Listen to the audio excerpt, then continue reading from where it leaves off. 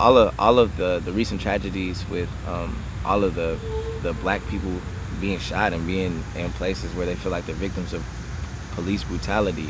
Although that stuff really touches my heart and I really resonate with feeling black and feeling all of that, I'm also like a person who feels like I need to learn more from people who've experienced more before I speak into this situation.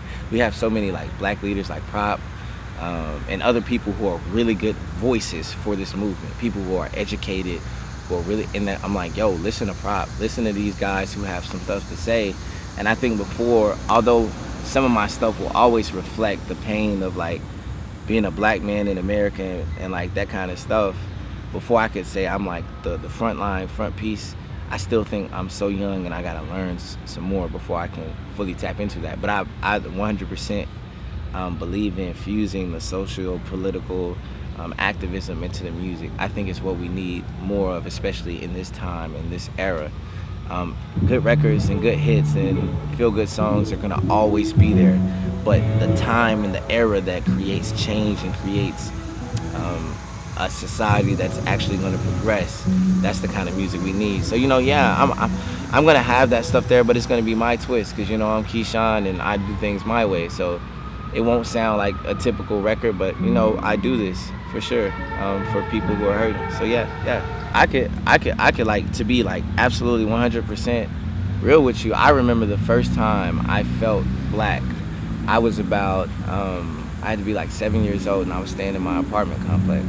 And there was this kid, he had like this really cool bike. And he was like, yeah, he was talking to guys just like, yeah, you can ride on my bike. And then I was like, well, cool, can I ride on? He was like, no, my dad said I can't let niggas ride my bike. And that, like, from there, like, I realized I was black. And it's like moving on, even for me, I'm in like education field, and so right now, like, I've been in college and working in universities and going to university.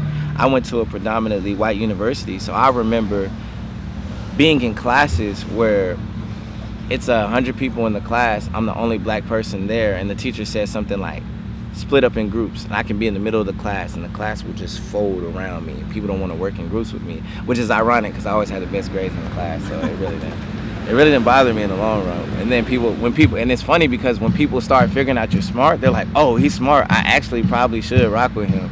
It's all like, nah, I'm cool. So yeah, I mean, it's all a reality, but it's not that. It's all an education thing, We're all secluded from each other. We live in these various spaces, and we never have the opportunity to sit down and have conversations with real people. I find these conversations are a lot more easier to have when you realize you're talking about, when you make a statement, you're talking about someone you care about, right? So, like, it's hard to really understand, like, even if you get abstractly why human trafficking is a problem, it's hard to understand that until your daughter is in a sex slave trade. You know what I'm saying? And I think we need to be in positions and places where people of other races have actual friends, have actual relationships. When we say like this black man got treated like that, it's not, oh, some guy who lives in another state who I relatively know anything about. It's like, no, my friend Brandon, who I'm with every day, I know this guy. He's a solid guy. He's a nice guy. He does this and does that. No, I know he doesn't act like this, and we need to build those relationships that people can just be more educated and begin to start to fill that out more. So yeah, that's it. Education and relationship. But it starts with humility. People got to say, I don't have all the answers. Yeah, I really do want to thrive in that world of academia, whether it be as a professor or a provost or a dean, just to kind of undermine presuppositions people have. And not just like being black and being a professor, being black and being a dean, being black and all of this. It's being like really urban. I'm really a rapper. I'm really from the hood. I really talk this way. I really dress this way. I really am this way. But I'm still an intellectual. I'm still a great person. I'm still involved in my neighborhood, still highly involved in my church and leadership and all of these roles. And so it started, just because I'm foreign and because I'm different, it doesn't mean that I'm not at all relatable.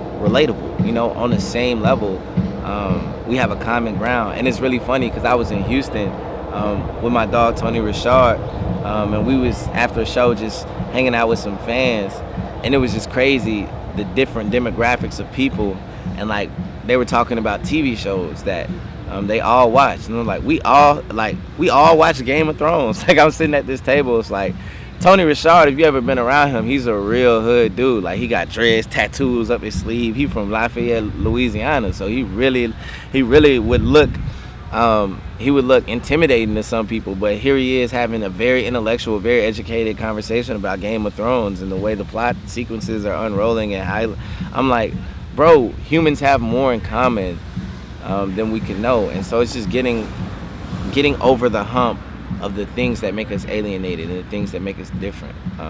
That's part of why I want to live in those spheres.